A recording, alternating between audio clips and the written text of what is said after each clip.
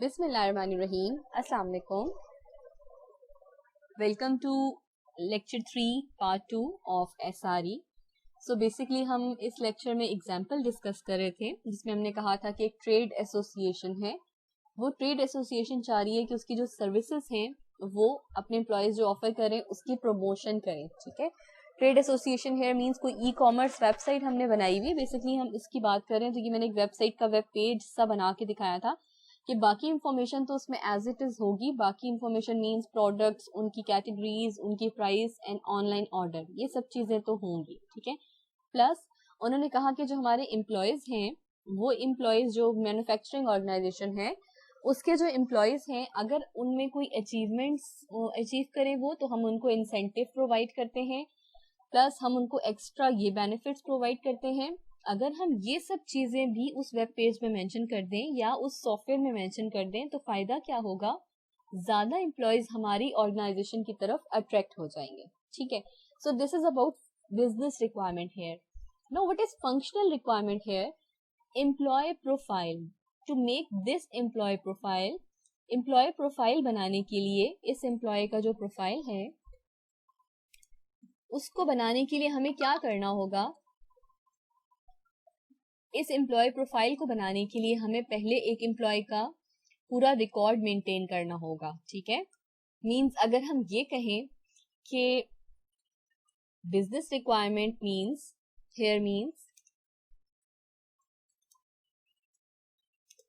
Let me make it, create a member directory that increases awareness of its members। ठीक है, अगर हम एक डायरेक्टरी बनाना चाहते हैं जिससे फायदा ये होगा कि जितने मेंबर्स हैं उनको अवेयरनेस होगी, जितने लोग हैं उनको अवेयरनेस होगी अबाउट मेंबर्स। तो अगर इसी की फंक्शनल रिक्वायरमेंट की बात करें तो हम कह सकते हैं how members register with the directory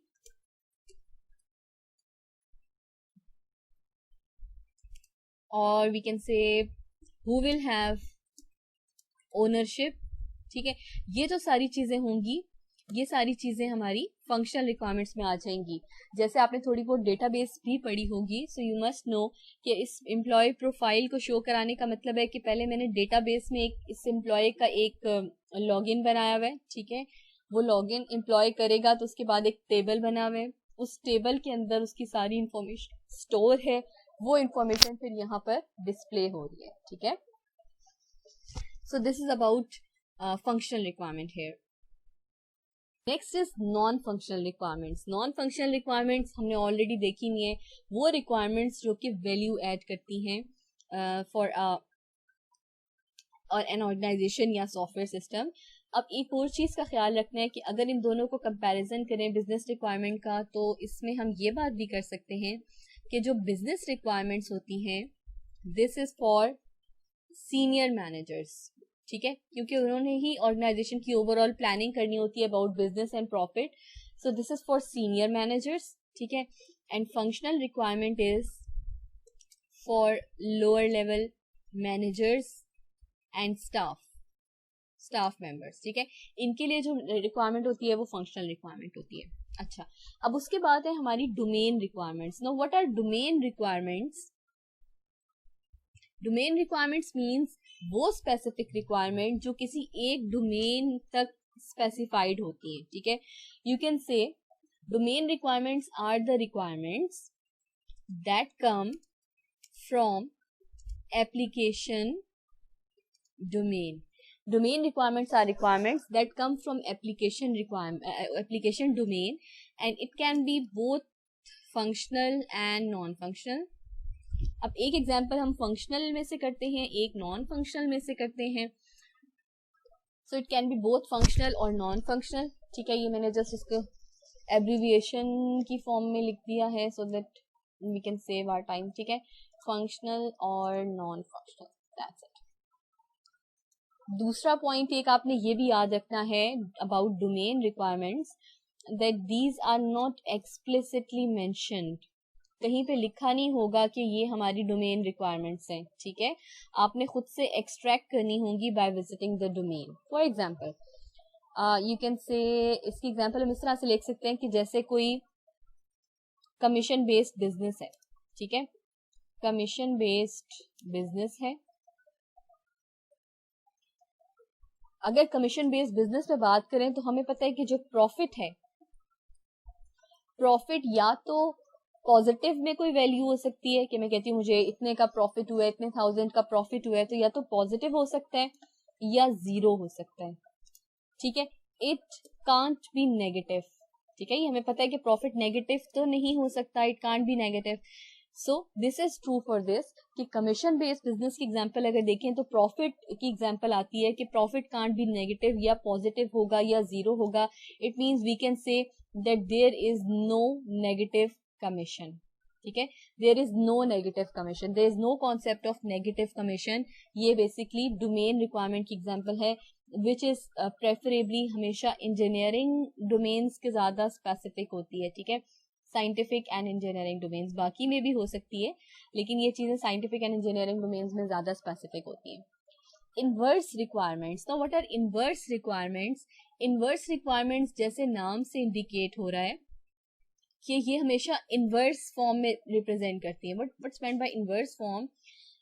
basically they explain what the software system should not to, ठीक है, ये बेसिकली ये बताती है कि सिस्टम ने क्या काम नहीं करना। फॉर एग्जाम्पल आई कैन से, इसी एग्जाम्पल में हम इसी प्रोफाइल को जरा एलैबोरेट कर लेते हैं। पहले एक पॉइंट और इसमें इंपॉर्टेंट है, वो भी मेंशन कर लेते हैं कि it basically indicates, I am talking about inverse requirement, it indicates in indecisive nature of customer. Let me correct this spellings. Indecisive nature of customer. Now indecisive का क्या मतलब है? Indecisive means जो डिसीजन नहीं ले पा रहा होता। We can say अगर लेमैन है या हमारा कस्टमर नॉन टेक्निकल है या उसको इतनी इंफॉर्मेशन नहीं है और वो सही से नहीं बता पा रहा कि एक्चुअल प्रॉब्लम कहाँ एग्जिस्ट करती है या मैं एक्चुअली क्या बनवाना चाह रहा हूँ, तो वो ये कह सकता है कि ऐसा नहीं। फॉर एग्जाम्पल ये वेब पेज है, लेट्स से हम इसको एक वेब पेज कंसिडर करते हैं, ठीक है, इस वेब पेज के अंदर अगर आप कस्टमर आपसे ये कहता है, मैं इसका बैकग्राउंड रख लेती हूँ लाइक दिस, और we can say like this, ठीक है, कोई थोड़ा मैं इस तरह का बैकग्राउंड रखना चाह रही हूँ जो बहुत डार्क हो, लेट्स से मैंने ये बैकग्राउंड रख दिया, ठीक है, और इसके अंदर मैंने जो फोरग्राउंड कलर रखा है दैट इज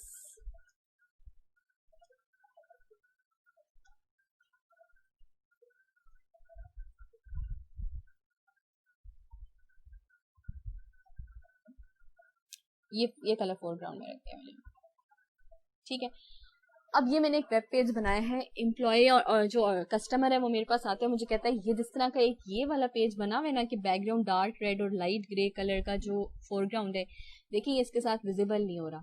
इट मीन्स मुझे ये चीज नहीं चाहिए, मुझे इस तरह का वेब पेज नहीं चाहिए, इस तरह का सॉफ्टवेयर नहीं चाहिए, इसके अलावा आप कोई भी लाइट कलर में रख के दे दे, ठीक है, मुझे कोई भी लाइट कलर रख के दे दे। इट मीन्स मेरे पास मल्टीपल चॉइसेस हो जाएंगी कि मैं इसमें कोई भी लाइट कलर रख सकती हूँ, कस्टमर के हिसाब से ये रख सकती हूँ, ये रख सकती हूँ, व्हाइट रख सकती हूँ, ठीक है, लेकिन कस्टमर ने मुझे मेंशन कर दिया कि ये वाला कलर नहीं होना चाहिए। It means this is about inverse requirement, ठीक है, कि ये काम मैंने नहीं करना, इसके अलावा मैं कोई भी काम करके कस्टमर को दे सकती हूँ। This is about inverse requirement, क्योंकि इस केस में कस्टमर को एग्जैक्टली नहीं पता कि उसको कौन सा कलर चाहिए, सो ही बेसिकली सेज कि मुझे ये नहीं चाहिए, इसके अलावा कोई भी लाइट बैकग्राउंड में आप मुझे करके दे दें। सो वी हैव चॉइस कि हम उसको कोई भी लाइट कलर में करके दे देंगे, ठीक है। दिस इज अबाउट, ये कलर भी हो सकता है, ये भी हो सकता है कि कस्टमर को जो चीज नहीं चाहिए हमें पता चल गया, हम उसके अलावा कोई भी चीज उसको दे देंगे। Now what is about design and implementation constraints? Constraints हमने पहले बात की थी, लिमिटेशन होती है, ठीक है। सो डिजाइन एंड इम्प्लीमेंटेशन कंस्ट्रेंट्स का मतलब है कुछ लिमिटेशन जो कस्टमर ने स्पेसिफाई की हैं कोडिंग से रिलेटेड या डिजाइन से रिलेटेड.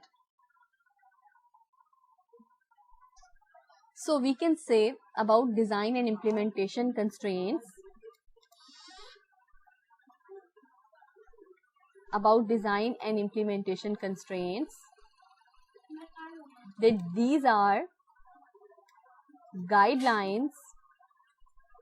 अगर हमें कोई constraints दी हैं तो हम कह सकते हैं कुछ ऐसी guidelines हैं within which designer must work.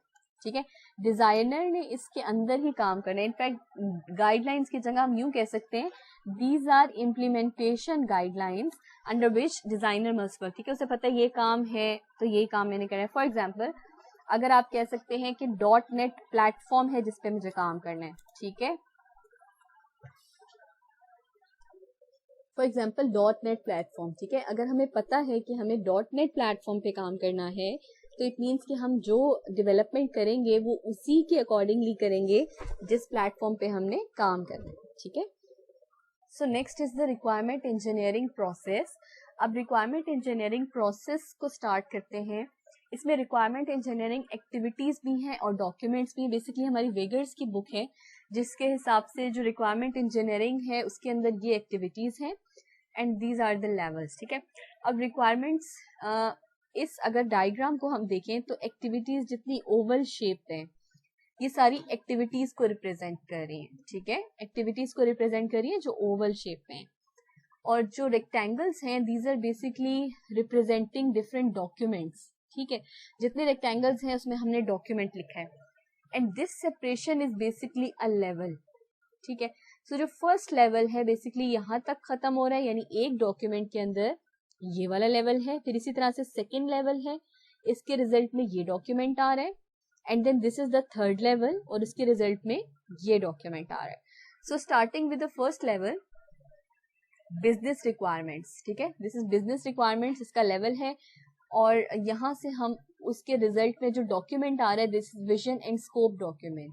तो पहले हम ये स्टार्ट करते हैं बिजनेस रिक्वायरमेंट से. बिजनेस रिक्वायरमेंट्स अभी हमने देखा है बेसिकली काम ये हो रहा है कि जब भी हम कोई सॉफ्टवेयर बनाना शुरू करते हैं तो सबसे पहले तो हमारे पास उसका बिजनेस होना चाहिए. ठीक है, मीन्स कि हमें पता होना चाहिए कि वो हमें कितना बिजनेस करके देगी. तो ये बिजनेस रिक्वायरमेंट सबसे पहले हमने गैदर करनी होती है because we have to make a software जो कि हमें प्रॉफिट देगा. सो सबसे पहले हमारी बिजनेस रिक्वायरमेंट्स आ गई. बिजनेस रूल्स को भी हम देखते हैं ये क्या होते हैं. बिजनेस रिक्वायरमेंट्स के रिजल्ट में जो डॉक्यूमेंट आया this is vision and scope document. So vision and scope document basically हमें क्या चीज बता रहा होता है. विजन एंड स्कोप डॉक्यूमेंट को भी हम देखते हैं. विजन एंड स्कोप डॉक्यूमेंट का मतलब ये है ये वो डॉक्यूमेंट है जो मुझे देगा कि मार्केट रिक्वायरमेंट्स क्या हैं. That will tell about market requirements, about feasibility of a particular product. और इसके अलावा हम ये कह सकते हैं कि ये हमें प्रोजेक्ट चार्टर के बारे में बताएगा. ठीक है, प्रोजेक्ट चार्टर के बारे में बताएगा. सो this is about vision and scope document. ठीक, ये जो फर्स्ट डॉक्यूमेंट यानी फर्स्ट लेवल के रिजल्ट में जो डॉक्यूमेंट आ रहा है that is vision and scope document और ये हमें ये सारी चीजें एक्सप्लेन कर रहा है. ठीक है, बिजनेस रूल्स अब देख लेते हैं क्या है ताकि हम बाकी चीजों को भी कंटिन्यू करें, बाकी सारे स्टेप्स को. बिजनेस रूल्स बेसिकली क्या होते हैं. Business rules basically means corporate policies, procedures which we have to follow for a particular organization. ठीक है, इसको हम ऐसे लिख सकते हैं कि corporate policies, procedures, corporate policies, procedures, or we can say government regulations or industry standards, accounting practices,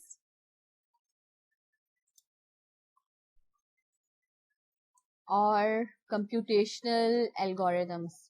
ये कुछ फॉर्म्स हैं बेसिकली बिजनेस रूल्स की. ठीक है, कोई गवर्नमेंट रेगुलेशन हो सकती है, कोई स्टैंडर्ड हो सकता है जो हमें फुलफिल करना हो, कोई ऑर्गेनाइजेशन जो हमारी ऑर्गेनाइजेशन है उसकी कोई पॉलिसी है जिसकी बेस पे हमने काम करना है. सो ये सारी चीजें हमारे बिजनेस रूल्स में आती हैं. ठीक है. फंक्शनल रिक्वायरमेंट्स भी हो सकती हैं, ये नॉन फंक्शनल रिक्वायरमेंट्स भी हो सकती हैं. ठीक है. It can be both functional और we can say it can be non functional. अब हम एक एग्जांपल फंक्शनल से देख लेते हैं बिजनेस रूल की और एक नॉन फंक्शनल से देख लेते हैं. फॉर एग्जाम्पल अगर मैं कहती हूँ कि फर्स्ट ऑफ ऑल यहाँ पर मैं आपको फंक्शनल रिक्वायरमेंट और बिजनेस रूल इन दोनों के दरमियान में कोऑर्डिनेशन बता रही हूँ. ये बता रही हूँ कि एग्जांपल बिजनेस रूल की जो एक्चुअली एक फंक्शनल रिक्वायरमेंट है. आई कैन से कि every order must have a unique identifier. Every product must have a unique product identifier, जिसको आप कह सकते हैं कि might be bar code identifier. ठीक है. सो बेसिकली ये मेरा बिजनेस रूल था कि जो भी मेरी प्रोडक्ट है उसका बार कोड आइडेंटिफायर होगा. अब हम देखते हैं जहां पर भी हम शॉपिंग करने जाते हैं अक्सर मार्ट्स में क्या होता है, एक बार कोड आइडेंटिफायर बना होता है, उसको हम स्कैनर के आगे लेके जाते हैं तो उसके उसी प्रोडक्ट का नाम, उसकी प्राइस, हर चीज पूरी डिटेल आ जाती है. ठीक है. सो ये ऑर्गेनाइजेशन का बिजनेस रूल है कि इन्होंने जो भी लिस्टिंग की हुई है सारी प्रोडक्ट्स की वो किसी बार कोड आइडेंटिफायर के थ्रू की हुई है. ठीक है. इसी तरह से एक बिजनेस रूल जिसे हम कह रहे हैं कि नॉन फंक्शनल रिक्वायरमेंट है, वो इस तरह से हो सकती है कि मैं कहती हूं कि don't display more than 4 digits of placeholders social security number. It means मैं ये कहती हूँ कि अगर कोई एम्प्लॉय है जिसका मैंने इंफॉर्मेशन स्टोर कराई हुई है किसी भी अपने वेबसाइट के अंदर या सिस्टम के अंदर, तो मैंने उसकी सारी इंफॉर्मेशन एज इट इज रखी हुई है, लेकिन एक रिक्वायरमेंट है कि 4 डिजिट से ज्यादा इंफॉर्मेशन मैंने सेव शो नहीं करानी फॉर बेसिकली सिक्योरिटी पर्पजेस. ठीक है. So this is about business rule which is non functional. So business rule functional भी हो सकते हैं, नॉन फंक्शनल भी हो सकते हैं. ठीक है.